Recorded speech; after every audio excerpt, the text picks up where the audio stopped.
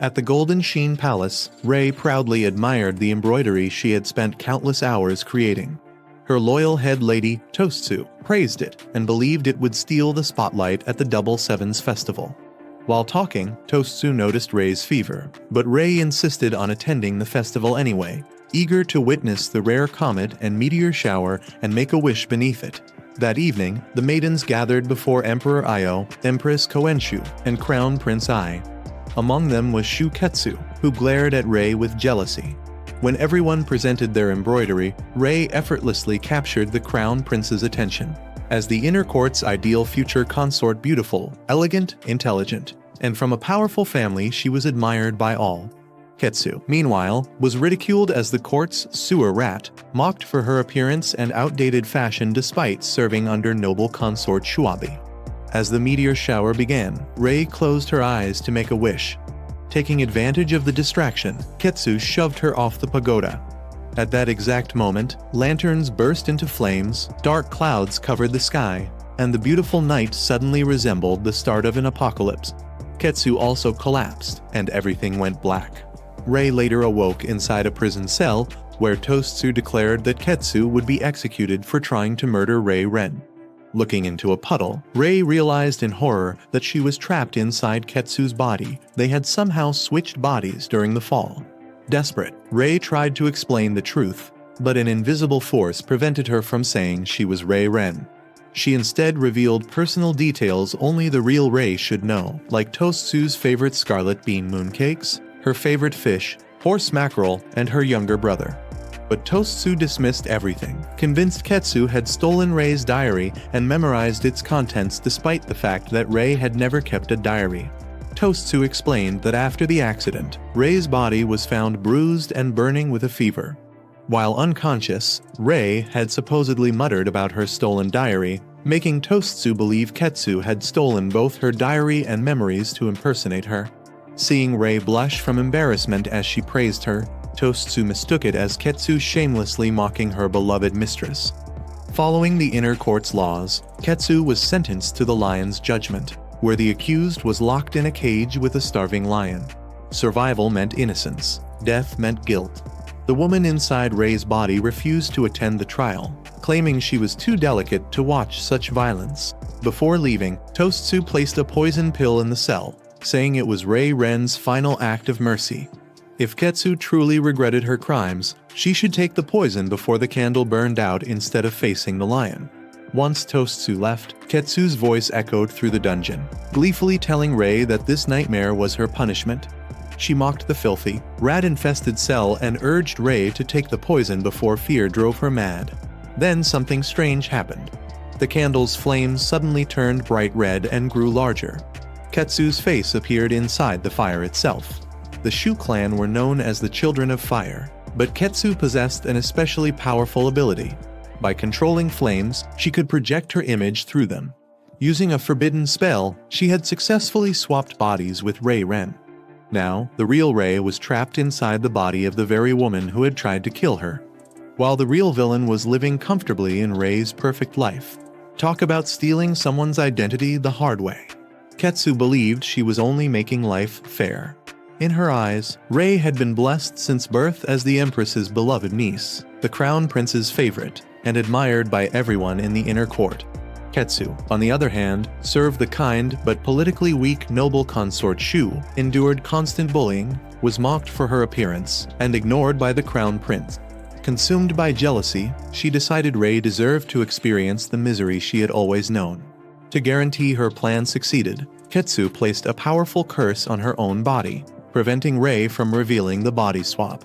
She also invented the story about the stolen diary, so any personal secret Rei revealed would be dismissed as something Ketsu had memorized.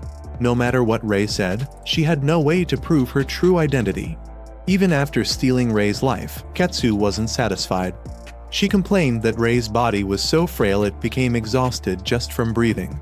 Out of habit, Rei kindly suggested she rest, but Ketsu laughed it off, reminding her that Rei would soon be dead anyway. Even taking the poison wouldn't spare Rei humiliation. Anyone who died before the lion's judgment had their corpse dragged to the execution grounds, where it was pelted with stones and publicly insulted. After promising Rei the most miserable ending possible, Keigetsu vanished into the flames. Rei had never imagined forbidden magic like body swapping existed, and she couldn't understand why Keigetsu hated her so deeply. Then she noticed something astonishing. Her fever was gone, her limbs no longer ached, her breathing was steady, and her heartbeat was calm. For the first time in years, she felt completely healthy. Instead of despairing, Rei was overjoyed. After spending her entire life battling illness and studying medicine in search of a cure, she realized Keigetsu's body was naturally strong and healthy. Maybe this body swap wasn't entirely a disaster after all. Back in the dungeon, Rei treated the rats like old friends since they had helped with her medical experiments. When she spotted a bug, she cheerfully decided it was dinner for her tiny companions. Keigetsu had expected Rei to be terrified, but instead, she acted as if she were running a petting zoo. Meanwhile, Captain Shinu waited beside the lion's cage, privately thinking this trial was far crueler than a normal execution. When Crown Prince Gil arrived to begin the lion's judgment, he asked if anyone wished to feed the starving lion to make the trial less deadly. Noble consort Shu refused, declaring that if Keigetsu was innocent, heaven would protect her. Otherwise, the Shu clan would disown her. Rei, still trapped inside Keigetsu's body, was brought before the crowd. Gil accused her of pushing his beloved Reirin, even though no one had actually witnessed the incident. Rei tried once again to reveal her true identity, but the curse silenced her every time. Gil offered one final chance, confess and apologize, and he would replace the lion with a swift execution. Rei instead begged him to listen, reminding him he was both a wise future ruler and her dear cousin. But hearing Keigetsu call him that only enraged him, since only the real Reirin had the right. To make matters worse, Rei accidentally agreed with his accusation, making herself look even guiltier. Locked inside the lion's cage, Rei remained surprisingly calm. When Shinu asked if she feared death, she replied that she had spent her life standing on death's doorstep. Until she was actually dead or the lion actually bit her, there was no point fearing what hadn't happened yet. To everyone's surprise, the lion refused to attack, making the crowd wonder if Keigetsu might truly be innocent. Growing impatient, Gil ordered Shinu to provoke it. Shinu warned that interfering would make the trial unfair, but as captain of the Eagle Eyes, he had no choice but to obey. The moment he poked the lion with his sword, the furious beast charged at Rei. She dodged its first attack and tried to calm it down, but the beast quickly turned and lunged again. Just when it looked like Rei had run out of luck, the lion suddenly collapsed. Shinu immediately realized it had been poisoned and demanded an explanation. Rei sincerely apologized and explained that the lion's poisoning was an accident. Earlier, a rat had eaten part of the poison pill Tosetsu left in her cell. Feeling sorry for it, Rei had kept the dead rat and the remaining poison hidden in her sleeve so she could bury it later. She never expected the charging lion to swallow the poisoned rat. Because the lion failed to kill or eat the accused, the ancient rules of the lion's judgment declared Keigetsu innocent. Although Crown Prince Gil reluctantly accepted the verdict, he made it clear that he still believed Keigetsu was guilty. He warned that if she ever insulted Reirin again, acted suspiciously, or tried to take Rei's place, he would personally execute her. Unable to reveal the truth because of the curse, Rei could only bow and accept the warning. After the trial ended and everyone departed, Rei's first concern wasn't her own survival, it was finding medicine to save the poisoned lion. Before she left, Captain Shinu stopped her and asked if she had always been this kind. Unable to explain the body swap, Rei simply replied that she wasn't the same person she used to be. The answer only made Shinu more suspicious. Later, Riri escorted the now innocent Keigetsu back to the Maiden Court. Following noble consort Gabby's orders, Riri escorted Rei to her new home. That was bad news for Rei because Riri had served Keigetsu for the past year. If anyone could tell that the person inside Keigetsu's body had completely changed, it would be her. Riri wasn't just another maid, she was sharp, observant, and potentially very dangerous. The Shu clan was one of the kingdom's 5 great clans. They ruled the southern lands and were famous for their bright red hair and golden eyes. When they arrived at the Shu palace, Rei asked if she could meet noble consort Gabby. In the inner court, a consort and her maiden were supposed to share a bond like mother and daughter. but Riri refused immediately. Gabi had ordered her to keep Keigetsu far away and never let her near. Rei couldn't understand noble consort Gabi's actions. If Rei had been accused of attempted murder, her aunt, the empress, would have at least listened to her explanation before passing judgment. Gabi, however, didn't even give Keigetsu a chance, which was strange because she was known for showing kindness to even the smallest insects. Why would someone so gentle abandon the very maiden she had personally chosen? As they walked through the Shu Palace, the attendants openly mocked Rei and Riri, calling them a pair of rats. Back at the Kou Palace, Rei had always been treated with kindness, but surprisingly, she didn't mind the insults. For the first time, no one was hovering over her fragile body, and she finally felt free to live on her own. That dream quickly hit reality when they reached her new home, a filthy, abandoned pantry at the edge of the Shu estate, right beside the Ran clan's territory. Keigetsu hadn't simply been relocated, she had been completely exiled. Riri angrily blamed Keigetsu for their situation. Forced to keep serving the woman who had supposedly tried to kill Rei, she felt as though she had received a life sentence. After enduring a year of insults about being the daughter of a dancer, Riri had no sympathy left. Rei guessed that Riri's red hair, golden eyes, and mixed heritage were the reason she held the lowest rank among the court ladies. Before leaving, Riri ordered Rei to clean the entire building and wash all the laundry by herself. None of Keigetsu's former servants were willing to help, and noble consort Gabi had even banned her from attending the Ghost Festival in 7 days. Riri was certain Keigetsu would finally break under the pressure. Instead of falling into despair, Rei looked around with sparkling eyes as if she had been given a palace. The abandoned land had rich soil, plenty of space, and, best of all, no one telling her what she could or couldn't do. She could grow medicinal herbs, perform experiments, and finally live freely. What everyone else saw as punishment, Rei saw as paradise. Her entire life, poor health had forced everyone to treat her like fragile glass. But as a member of the Kei clan, she had been taught to stand on her own feet and overcome hardship. Now that she finally had a healthy body, she was determined to do exactly that. Meanwhile, Crown Prince Gui sent Shinu to make sure Keigetsu could never harm Rei again. Shinu was shocked by the miserable place she had been exiled to, while Bunku believed she deserved it. Both expected to find Keigetsu crying, but instead they found her happily clearing weeds. Rei warmly greeted them and explained that she was preparing the land to make her new home livable. She apologized for not serving tea because she had neither tea leaves nor a proper room. Before leaving, Shinu asked if she needed anything. Bunku expected a costly request, but Rei simply smiled and asked for a little salt. She had already collected rainwater and found potato salt was the only thing she still needed.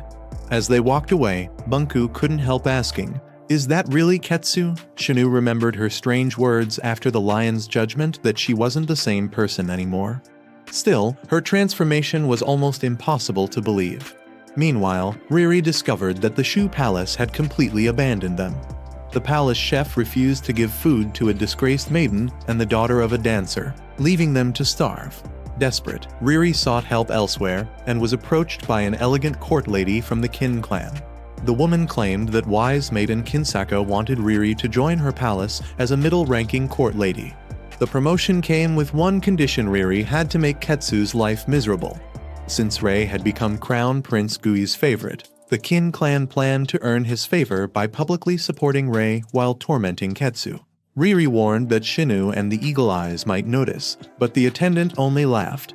She ordered Riri to secretly report Keigetsu's every move, rewarding each useful report and every act of cruelty. To seal the deal, she handed Riri a bag of rice with a silver hairpin hidden inside and promised even more food if she cooperated. Remembering all the abuse Keigetsu had put her through, Riri accepted. To her, it didn't feel like betrayal, it felt like justice. On her way back, Riri imagined finding Keigetsu crying, covered in bugs, and begging for mercy. Instead, she froze in disbelief. The abandoned ruin had been transformed into a small farm. Rei had cleared the land, prepared the soil, and sorted useful plants. She cheerfully welcomed Riri home and served fried potatoes with sautéed wild mustard. Riri couldn't believe her eyes and wondered if Keigetsu had used forbidden magic. Rei laughed and explained that the vegetables had simply sprouted from forgotten food inside the pantry. Since they lived beside the Ran clan's territory, she believed the soil was rich with energy that helped plants grow. When Reirin warned her about the area's dangerous insects and poisonous fungi, Rei became even more excited. While everyone else saw pests and mold, she saw medicine, food, and endless opportunities. Inside, Rei served Reirin freshly cooked potatoes, joking that without the salt and oil Shinu had provided, she would have seasoned the meal with her own tears. After one bite, Reirin became even more confused. This wasn't the cruel Ketsu she remembered. Unable to understand the change, she demanded to know what kind of scheme she was hiding. Rei answered as honestly as the curse allowed. Ever since the Double Sevens festival, she had become a completely different person. Unfortunately, that was all she was able to say. Looking down at the warm meal Ketsu had prepared for her, Reirin hesitated. Just a few hours earlier, she had accepted money to torture this woman. Now, for the first time, she wasn't sure she could go through with it. Meanwhile, the real Ketsu was having the time of her life inside Rei's weak body. She soaked up all the love and attention from the Kou Palace attendants. Whenever they asked if she needed anything, she sweetly replied that she was perfectly fine. This was the life she had always dreamed of. If even a nobody like her could be loved this much, maybe she really could become the elegant butterfly everyone admired. Not long ago, that dream had seemed impossible. Ketsu had grown up as a poor village girl with a small talent for forbidden magic. Her father was a disgraced sorcerer, and her mother held one of the lowest positions in the Shu clan. Buried under crushing debt, both of her parents eventually took their own lives, leaving Ketsu to survive as a servant. Then, during a visit to the family estate, noble consort Gabi unexpectedly chose her as the Shu clan's maiden. Ketsu believed the only reason she had been selected was because Gabi pitied her. Sadly, she lacked both the education and natural talent needed to survive in the ruthless inner court. From that day onward, everything only got worse. The attendants mocked her. The other maidens looked down on her. Even noble consort Gabi could do little more than watch helplessly. And then there was Rei. Beautiful, brilliant, graceful, and effortlessly perfect. Ketsu hated her so much that even thinking about her made her blood boil. In her mind, every humiliation she suffered was somehow Rei's fault, so she made a promise to herself. She would steal everything Rei had, including Crown Prince Kou. Not long afterward, the Crown Prince himself visited and apologized for frightening Rei during the lion's judgment. Ketsu leaned against Crown Prince Gui and sweetly apologized for making him worry. Gui noticed she was acting far more affectionate than usual, but Ketsu was too happy to care. She was even grateful the real Rei was still alive. If the body swap was ever exposed, Rei could become her hostage, since Ketsu was the only one who knew how to switch their bodies back. Confident she had won, Ketsu returned to bed and complained about Rei's weak body. Soon, Titsu arrived with Rei's training materials. Since her fever had lasted 2 days, everyone expected her to resume her normal routine. To Ketsu's horror, Rei's normal meant staying up all night embroidering, copying 100 sutras, practicing dance, studying music, and doing stamina training. Even the empress closely monitored her progress. Ketsu desperately made excuses until they agreed to reduce the workload. Only then did Ketsu realize the truth. Rei wasn't spoiled because everyone favored her, they protected her because she constantly pushed her fragile body to its limits. Ketsu thought she had stolen a perfect life, but now she wasn't sure she could survive it. That night, Reirin returned to the Shu Palace hoping to sleep in her old room, but the attendants threw her into the rain, saying there was no place for a rat. With nowhere else to go, she decided that if betraying Ketsu was the only way to escape her miserable life, then so be it. Reirin returned to the abandoned pantry and slept beside Rei. During the night, all the pain she had buried finally came out, and she quietly cried in her sleep. The only person who noticed was the very woman she had agreed to betray. Now Reirin was trapped in a painful dilemma.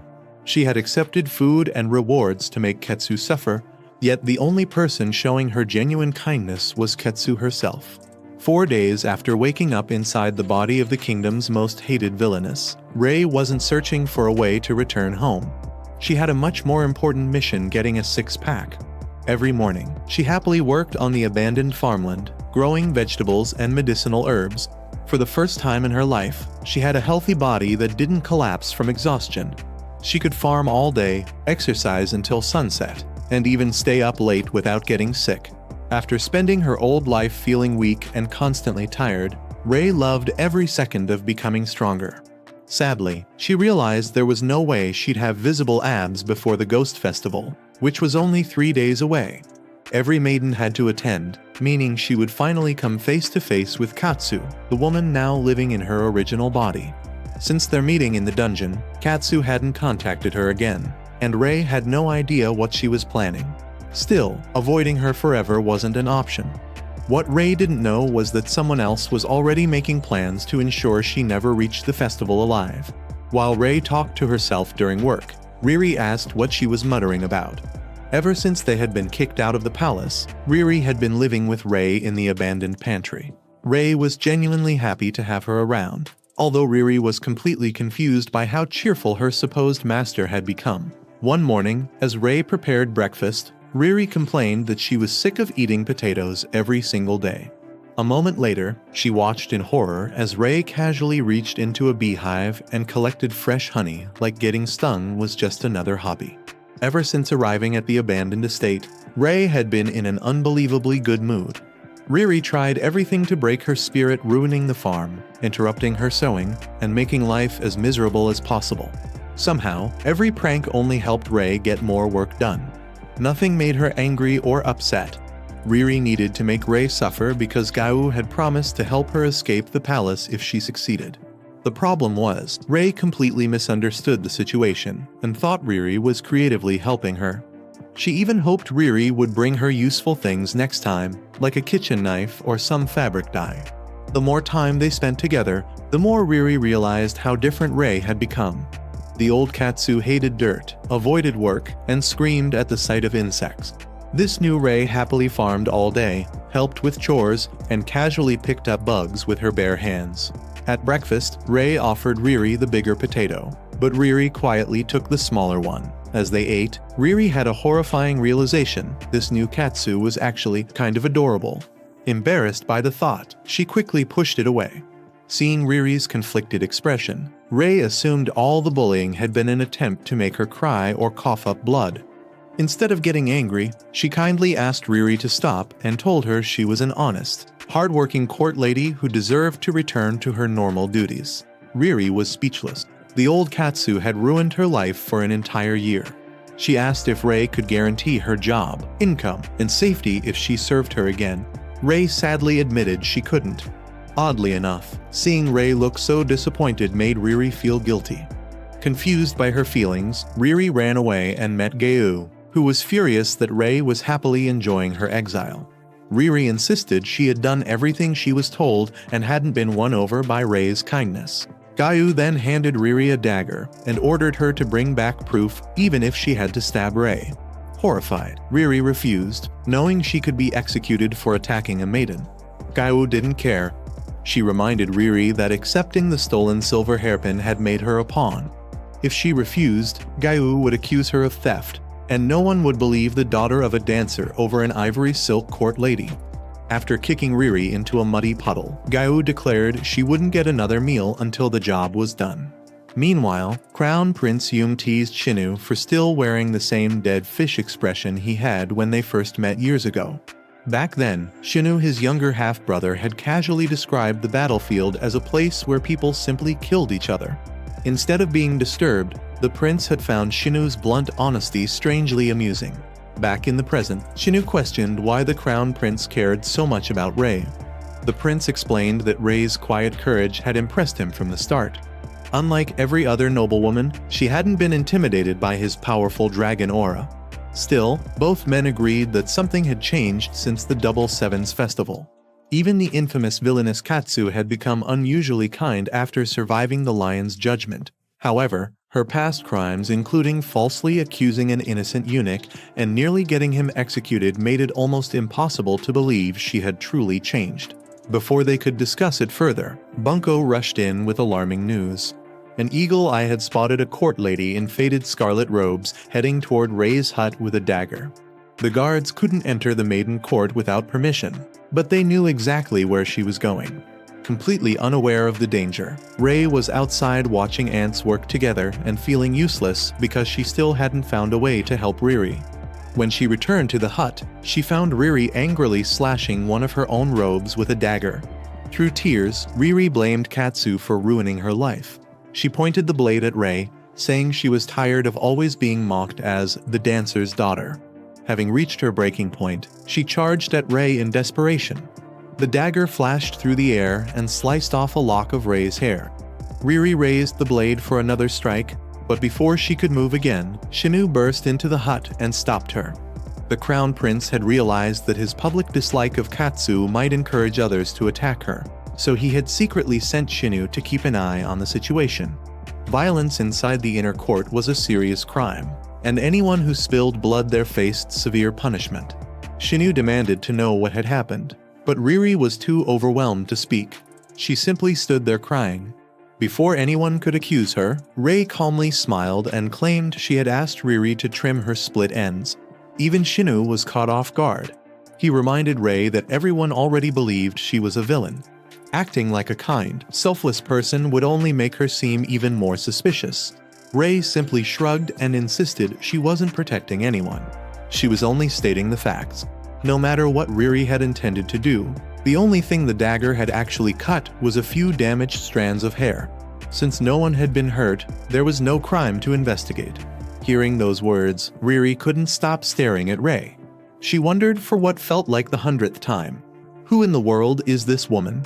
Rei politely asked Shinu and Bunko to leave so she could help Riri change into dry clothes. As the two men walked away, Shinu became even more convinced that something was seriously different about Katsu. Since explaining all of this to the crown prince would be a nightmare, he quietly decided Bunko could deal with writing the report instead. Back inside the hut, Rei asked Riri to remove her ruined clothes and turn around. Terrified, Riri assumed she was about to be whipped. Instead, she felt something soft rest on her shoulders. Rei had made her a brand new robe in brilliant scarlet, the color reserved for high-ranking court ladies. Riri's hands immediately began to tremble. Someone of her status had no right to wear such prestigious colors. But Rei couldn't care less about palace rules. To her, Riri wasn't some low-ranking servant. She was her precious personal court lady. Rei was simply happy that she had finally found something meaningful to give her. Riri could barely believe what she was hearing. Then Rei shared what she proudly called the 3 secrets to staying healthy. Wash your hands, keep yourself clean, and smile whenever you can. If Riri wanted to stay by her side, she would have to practice all 3. As far as Rei was concerned, Riri hadn't really attacked her. She had only accidentally given her a free haircut. Case closed. Rei gently lifted Riri's chin and told her to stand tall with her head held high. She said Riri's mother would never want to see her neglect herself, adding that she must have been an incredible woman who survived in a foreign land through sheer strength and determination. Those words shattered Riri's emotional walls. She remembered her mother giving her the exact same advice as a child. Unable to hold back any longer, she burst into tears. Sobbing, Riri apologized for everything, for insulting Rei, bullying her, ruining her clothes, and even cutting her hair. She collapsed into Rei's arms, and Rei quietly hugged her, finally understanding how cornered and hopeless Riri had been all this time. From that moment on, Riri no longer wanted to escape Katsu. Instead, she swore to stay by Rei's side forever. She decided to return Gyu's stolen hairpin and never betray Rei again, even if it meant being accused of theft and executed by the Kin clan. But Rei had no intention of letting it end there. Someone had stolen Riri's smile and convinced her that her life was worthless. Rei wanted one thing above all else: to find the fool who dared threaten her precious court lady. Meanwhile, elsewhere in the palace, the real Katsu lay burning with fever inside Rei's original body. As the relentless illness grew worse, she finally understood how much Rei had suffered every single day. A terrifying thought crossed her mind. Am I really going to die like this? Subscribe to not miss the next part and watch the next video on screen. I heard that you